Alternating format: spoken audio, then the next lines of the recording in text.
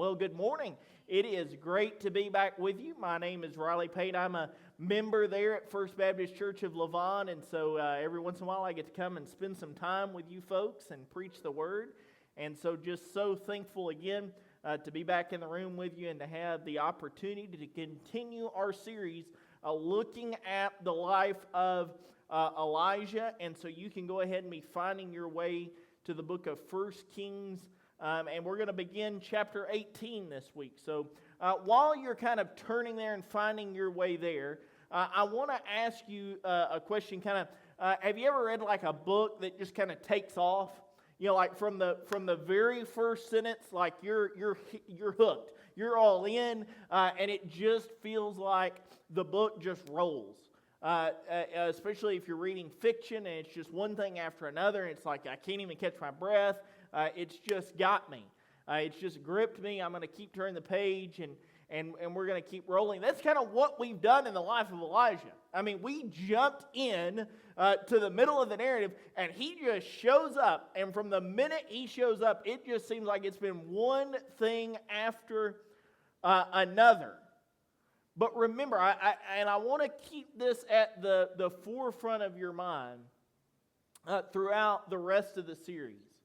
That yes, there's been a lot of great things happen. Yes, there's been a lot of things where Elijah has stood in boldness, Elijah has stood in faith. We're going to see it again even this morning. But I want to remind you, this is not about Elijah. It's not. It's not a moment for us to prop Elijah up and make him the hero and say, hey, if you'll just go do these three things, then you can be more like Elijah. No, this is about the power and presence of God, and this is ultimately about His pursuit of His people.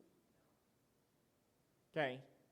And so just remember that yes, there are things that are happening one right after the other, and we're looking at great ways in which God used Elijah. But our lives are not about us. Our lives are about the one who created us. Our lives are about the one who is worthy of our worship. And so just keep that in mind as we begin this morning. Let's begin there in verse number 1. It says, now after a long time, the word of the Lord came to Elijah in the 3rd year. Go and present yourself to Ahab. I will send rain on the surface of the land. So Elijah went to present himself to Ahab. The famine was severe in Samaria. Ahab called for Obadiah, who was in charge of the palace. Obadiah was a man who greatly feared the Lord and took 100 prophets and hid them. 50 men to a cave and provided them with food and water when Jezebel slaughtered the Lord's prophets. Ahab said to Obadiah, go throughout the land to every spring and to every wadi. Perhaps we'll find grass so we can keep the horses and mules alive and not have to destroy any cattle. Now again, up to this point, it feels as if like events have just kind of happened one right after the other. We don't know the exact time period between all of them, but it's been pretty rapid. There's been no indication of a long period of time. But here where we begin this morning, we're immediately told that it had been a little while. This is the first time where it is indicated in the text that there had been a passage of time where it seems as if the Lord had been silent. He had not... According to what we read here, it doesn't seem as if he had audibly spoken to Elijah during this time. And so automatically we begin to kind of think through this and we begin to ask ourselves the question, like, what does this mean? Well, I'll tell you what it doesn't mean. Silence does not mean that God ceases to be sovereign. Okay? Silence does not mean that God ceases to be sovereign. Because though he was not audibly speaking to Elijah during this period of time, it was not as if God had suddenly taken his hand off the wheel. It's not as if God said, hey, I'm going to start this little thing with Ahab where I'm going to tell him that because of the worship that's going on there of Baal, that I'm going to cease the rain, and then I'm just going to go over here, I'm going to work on this little side quest project, and I'll come back. That's not what's going on in the text here. Okay? It's not as if God had suddenly become indifferent to the people of Israel. And I think that that's important for us to bear in mind, because I think, especially in our lives, as we kind of begin to think through our day-to-day, it may seem as if God has suddenly gone off to go do His own thing and left us alone, but that's not the case. And we know that that's not the case because though God had not audibly spoken, remember how all of this started. This all started with Elijah going before Ahab, who had promoted and perpetuated the worship of Baal, the god of rain. And he tells Elijah, go tell that man, hey, it's not going to rain until I say so. And guess what hadn't happened even during the period where God wasn't speaking audibly to Elijah? It hadn't rained. God was proving His point. God was showing Ahab and the people who had worshipped Baal that, hey, you may think that Baal has something to do with this, but I'm the one who's ultimately in control. And we know that because this is bad. The drought has reached catastrophic levels. Okay? And we know this because not only is it dry, but the grass has begun to die. Like the livestock, which was at a premium in those days. I mean, your livestock was a sign of how affluent your kingdom would be considered. Okay, so this would have carried a political weight for Ahab. Like, there are people looking at him and going, hey, you've got a problem in your kingdom if you start losing your livestock. And so it gets to the point that the king himself goes to Obadiah, who we'll look at in just a minute. But he goes to Obadiah and he goes, hey, this is so bad that I can't manage it from a distance. So here's what we're going to do. Me and you, we're going to go out there. Now, think about this. It's hot out here. It's dry out here. None of us willingly want to go traverse the terrain. Okay, not my thing. And so certainly, if you're in Ahab's position, you're the king. You could send whoever. You could go tell 100 guys, like, hey, I'm not going out in the heat. You go figure it out.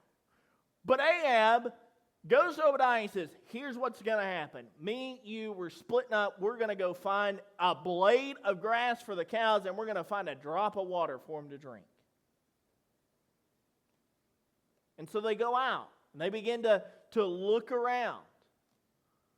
But also, I want you to also understand something here. When we're talking about this period of time where the Lord hasn't spoken, it's not just that He's proven His sovereignty. It's not that silence doesn't cause His sovereignty to cease, but I also want you to understand that just because God is silent doesn't mean that we shouldn't trust Him. Because while Ahab and Obadiah are splitting up the land to go find the grass and go find the water, like just whatever they can gather up and find, what did Elijah do? He didn't go, hey, God, I haven't heard from you in a little bit. Let's get on the same page. Elijah's already making his way to Ahab.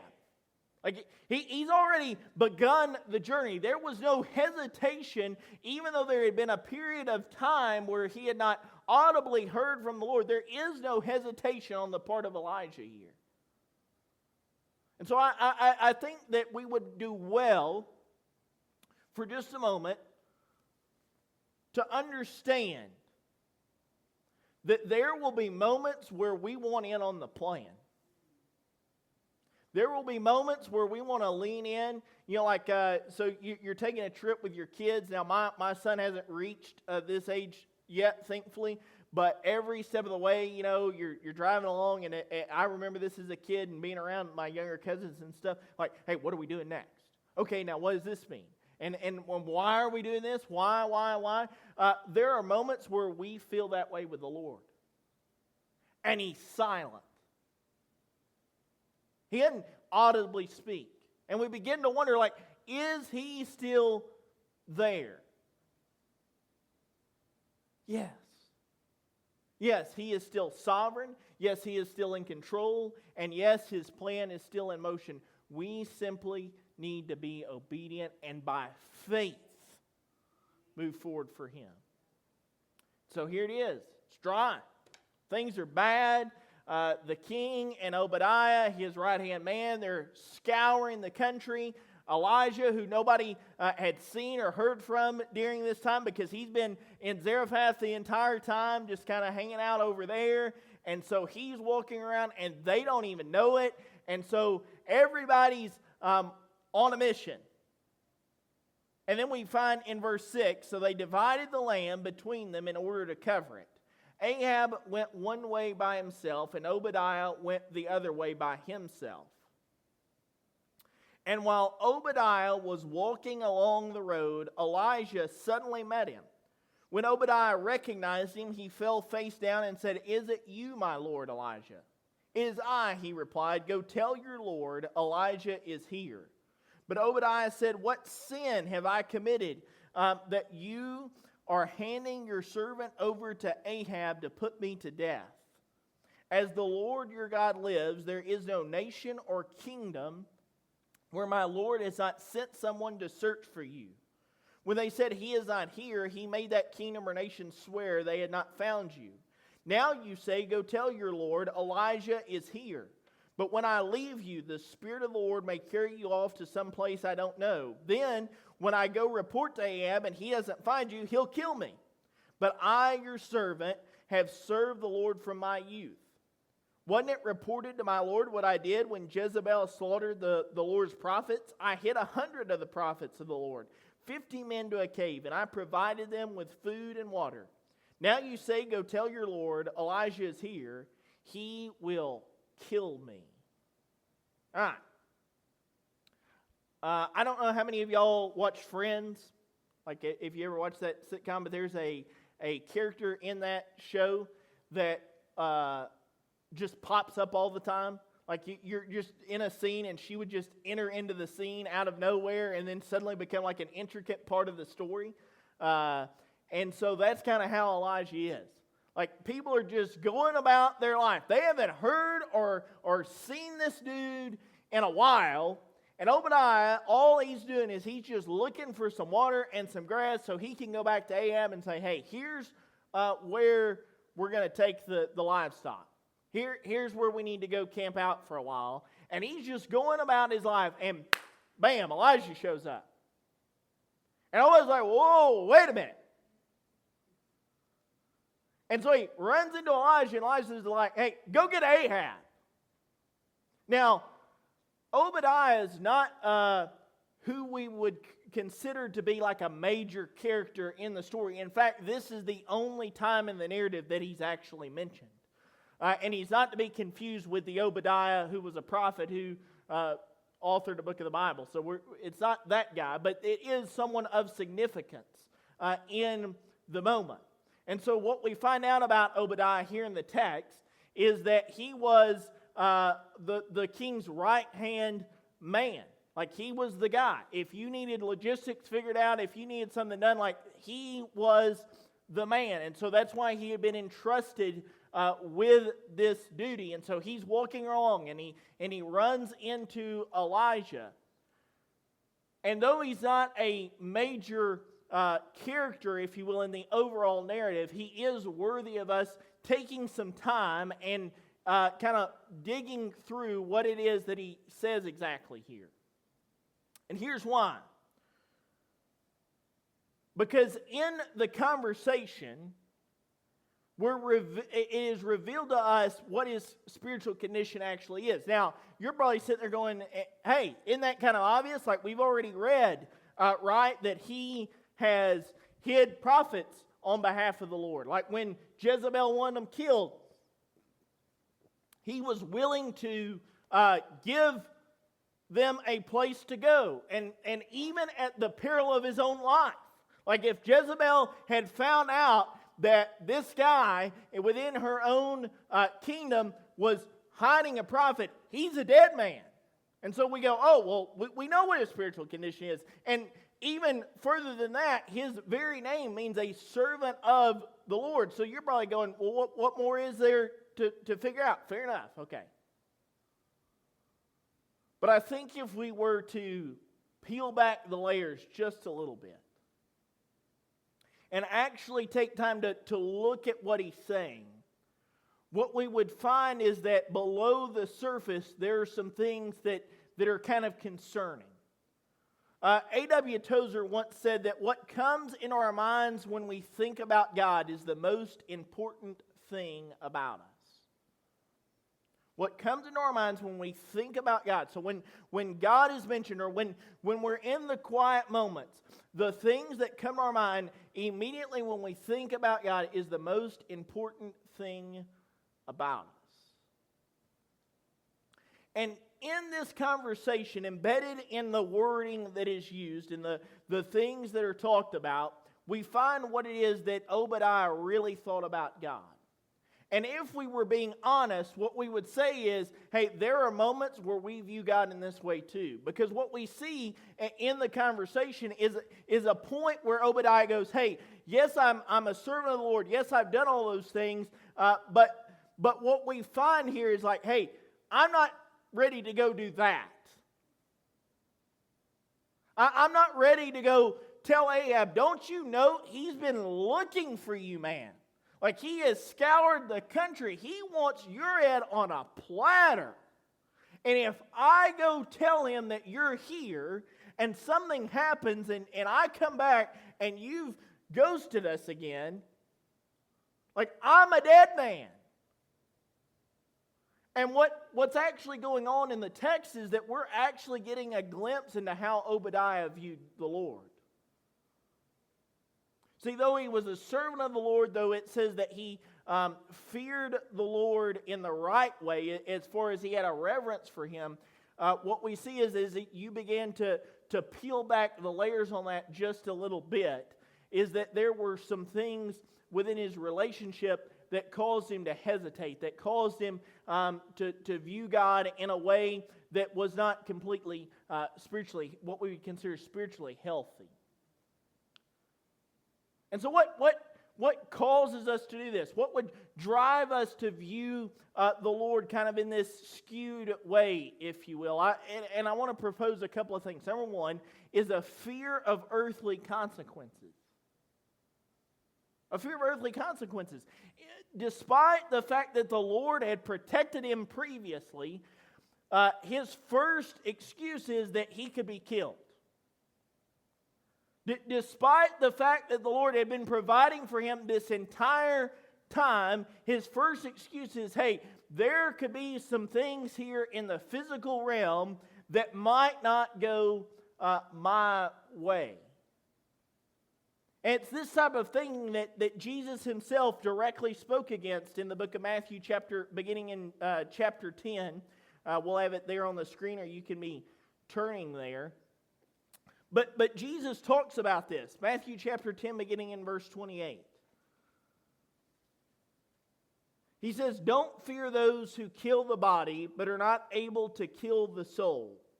Rather, fear him who is able to destroy both soul and body in hell. Aren't you sparrows sold for a penny, yet not one of them falls to the ground without your Father's consent? But even the hairs of your head have all been counted. So don't be afraid, you are worth more than many sparrows. Remember what I said at the beginning. God's silence does not cause his sovereignty to cease. Though this was an event in the life of Obadiah that he hadn't been expecting, he's just on a mission. Though this was an event in Obadiah's life that could have caused him to lose his very own. I mean, we've got to recognize that. That did not mean that God suddenly didn't care.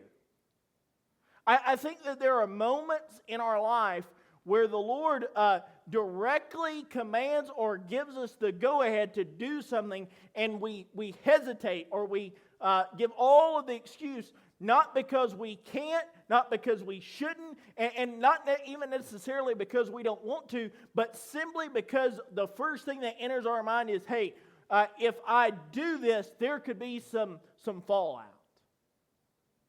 And so Jesus is like, wait a minute, don't you understand that your Father is the one that's in control? That even in the periphery, even in the moments where it seems as if the enemy is going to attack, and even in the moments where the enemy wants to feed you with the lie, that you could lose it all. He said, no. There's not a hair that could fall off your head that would do so without my Father being in control of it. There's not an event in your life that could ever take place that God was not in the midst of. And so he says, don't fear the earthly consequences. What does it matter if the king or the queen were to come after you, because you serve the King of Kings? So what does it matter, the fear of the earthly consequences? But then I think even more than that is that we fail to fully grasp God's mission. See, not only did Obadiah immediately say, hey, I could die for this. Like, Ahab could kill me. But then the more that he talks, it begins to shift, and he goes, wait, what have I done that the Lord would want to punish me? What have I done wrong? In other words, what have I done to deserve this? Like, haven't I done enough to be worthy of His grace and His mercy? And now He's asking me to do something that could cost me everything. Because, see, Obadiah immediately viewed God as someone who, yes, He was in control, and yes, He had provided for him, but Obadiah ultimately viewed God as someone who was sitting in heaven waiting to discipline him. As kind of the tyrant figure, if you will. And the more that I talk with people, and if you've ever been engaged in a conversation, even internally with yourself, what you begin to find is that oftentimes that's exactly how we view God as well. Like, we think that He is a Father who, if we take one misstep, man, He's just waiting in heaven to pull off the spiritual belt and whoop us. Like, we think that He is just waiting for failure so He can go, hey, I got you. See, I told you that would happen. And what's really going on here is Obadiah is missing God's overall mission. Because yes, though God was punishing them for their worship of Baal, ultimately He was seeking their redemption. God's ultimate goal was always the redemption of His people. And even more than that, what we get that Obadiah didn't have is the 30-foot view of the entire Bible. And what we know is that because of Christ, that's been the mission from the very beginning. That the goal has always been that we could be redeemed by the one spotless, perfect Lamb. That's always been the goal. And so I don't know what you may face in the week ahead. Like, I don't know what your week has looked like up to this point. Maybe this is where you find yourself this morning, is that you walked in this morning and you felt like that the Father was just displeased with you, or that the Father was just waiting to entrap you and to punish you. But I'm here to tell you that the Father loves you. He does. And His mission, His goal, the very purpose for which Christ was sent, is that we might live with Him and dwell with Him. That's it. It's always been about the redemption of His people.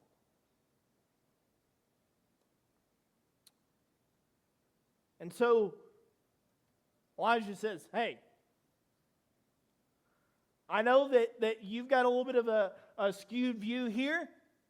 I know that you think that this is about your punishment. I know that all this is going on, but guess what? I still need you to go get Ahab. He doesn't change. Verse 15. He said, as the Lord of armies lives, in whose presence I stand, today I will present myself to Ahab. In other words, I'm going to do it. Like, you don't have to worry. You just go get him. I've been sent by the Lord. Go get him. I will present myself to Ahab. And so Obadiah went to meet Ahab and told him. Then Ahab went to meet Elijah. And when Ahab saw Elijah, Ahab said to him, is that you, the one ruining Israel? He replied, I have not ruined Israel, but you and your father's family have, because you have abandoned the Lord's commands and followed the Baals. Now, summon all Israel to meet me at Mount Carmel, along with the 450 prophets of Baal and the 400 prophets of Asherah who eat at Jezebel's table. Remember, Ahab's been looking for this guy. Like, Ahab's been wandering around and going, hey, where's the dude who told me it wasn't going to rain? Because it's not raining. I want to find that guy, and I want to kill him. Like, I want to punish him. Show him who the real king is. And suddenly, he's face to face with him. But his first response is like, hey, it's your fault. Like, forget what I've been doing. Forget all the stuff that I've got going on in the background. This is your fault. You're the reason that people are chiding me. You're the reason that I'm wandering around in the desert. You're the reason that the cows are going to die and nobody has any water to drink. Like, it's all your fault. Why? Because the very nature of man is always to place the blame on God. Like, when left to our own devices, that's it, the first place that we go to, isn't it? I don't know how many of you grew up with siblings. Okay, but when something would go wrong and mom and dad or whoever, the adult wasn't in the room, right? And one of them something would break or somebody would start crying or there was a little bit of a commotion and the authority figure, whatever that may look like, would walk into the room and you would go, oh, it's because of him. And you would kind of back up. And you would separate yourself from the situation because there's no way, right, that it could possibly be your fault. Like, hey, I'm not taking the blame for this one. I'm the good one. Like, I'm the good kid. I'm the perfect guy. Like, I could never put myself in that position. Wrong. Like, most of the time you point the finger because you were the guilty party and you didn't want the consequence, whatever that was going to look like, that was coming. And we would discipline our kids for that. Today, I mean, like, we would say, hey, whoa, you've got to accept some responsibility. Like, let's talk about this. But what we've got to realize is that that's human nature. That's the flesh. That's the enemy using it in our life to say, hey, you're not the problem. God is. Like, there's no way that your life is falling apart because of the decisions you made. It's got to be because God's got something against you. Or what about this one? You do all the quote-unquote right things.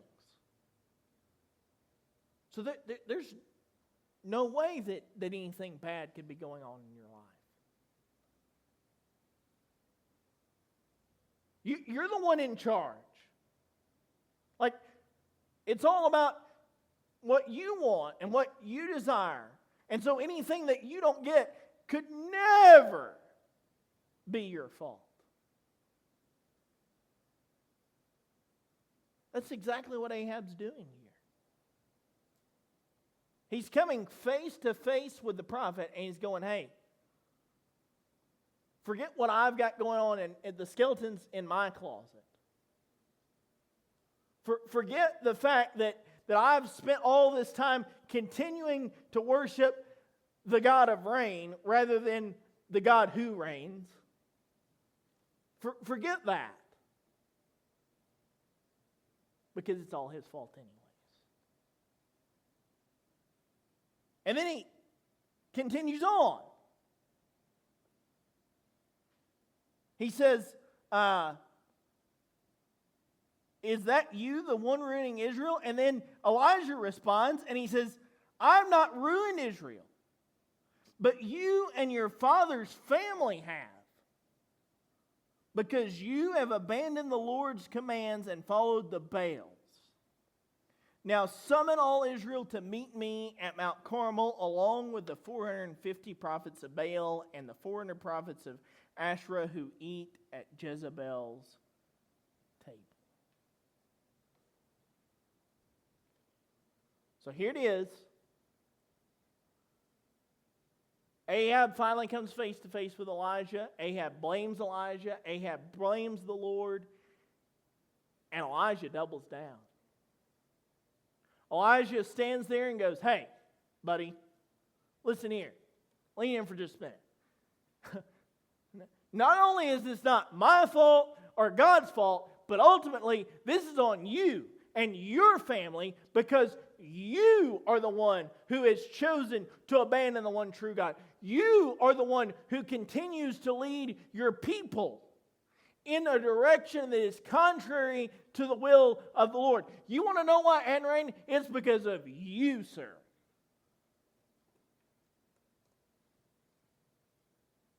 And then he sets the stage for a showdown. This is the high noon moment, if you will. Like, hey, me, you, middle of the street, 12 o'clock. See you there. Gather everybody around because I want them to see this. Elijah is throwing down the gauntlet.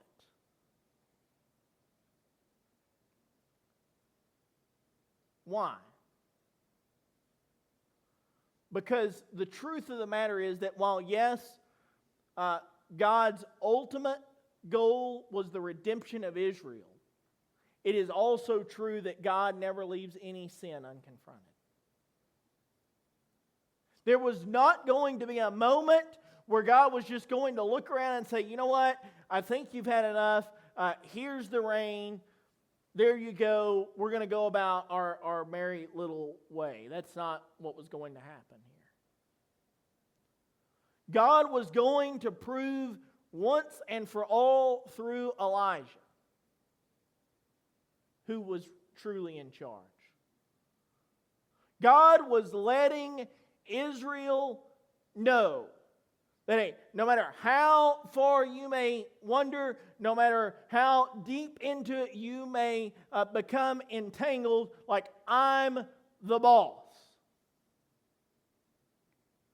And while that might sound like harsh, like there's a part of us that goes, hey, what do you mean God's going to confront them over their sin? What do you mean that God's going to do something in their midst that would cause some temporary chaos, if you will? Like, why is Elijah doing it? Why would God throw down the gauntlet? And what we have to understand is this is actually the grace of God at work. God's refusal to leave the people where they were is an act of grace and mercy. It's an act of grace and mercy. So, well, how did it turn out? You'll find out next week. Let's rest here for just a moment.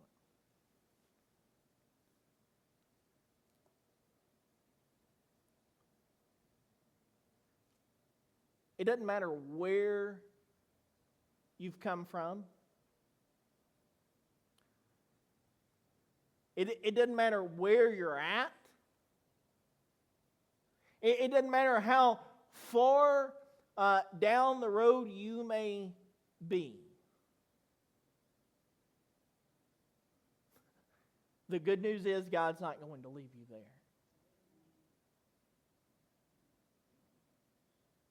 there. The good news is that even in the midst of your rebellion, and that even in the midst of your season of life where you've wandered away and you're doing your own thing and you feel like you're in control, the good news is that God sends an Elijah. That God, through the work of His vessels and through the work of His Spirit, will confront you and say, hey, me, you, the street, 12 o'clock, because you need to realize, not just for your punishment, not just for your destruction at all, but ultimately for your redemption. Ultimately for your redemption. And so I don't know where you find yourself this morning. Maybe you're in a season like Obadiah was, where, hey, even in the face of various things going on in the culture, you've done your best to kind of serve the Lord and to follow Him, but yet you've kind of been confronted with the culture and the consequence of the culture. And so maybe that's where you're at this morning, and you're just ready to wither down and give it all up. Or maybe you find yourself in a season like Ahab and some of the others. And you find yourself in a season where you've wandered off and maybe you've never come to know the Lord. And you're there and you've been worshiping and you've been trying false gods and you've been trying to remain in control.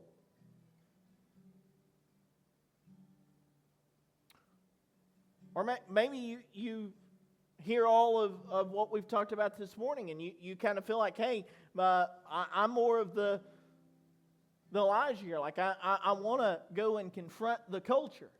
Like, I want to go tell someone that, hey, this isn't what the Lord has for you. He has something else.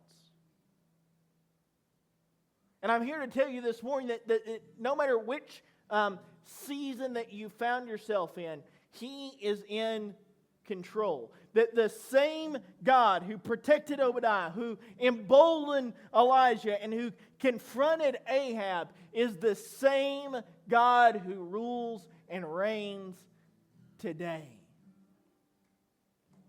He is here this very morning in our midst. But just as equally, I want you to know that He's not a removed God. That He is calling you this morning. That He is drawing you in this morning to rest in Him, to rely on Him, and maybe even to trust Him for the very first time, to say, God, here is my life. I am submitting it fully to You. And so, no matter where you land this morning, I'm going to give us just a few minutes to spend time with Him. If you want to come up to the front, you can do that. If you want to stay seated where you're at, then do that as well. But I want us to just lean in, to close off all the rabbit trails of our minds and focus on the one who is ultimately in control.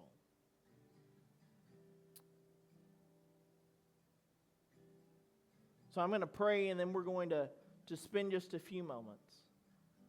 God, again, we thank You for days like this, for texts like this, for moments like this, where we get to realize that even in the midst of a culture that is contrary to you, that even in moments of our lives where we may have fear and where we may have doubt and where we may be even drawn away in our own devices, God, we thank you that you remind us that you're in control. And so, Lord, as we spend the next just few minutes resting in you, I pray that you would draw us to yourself, whatever that may look like. In Jesus' name.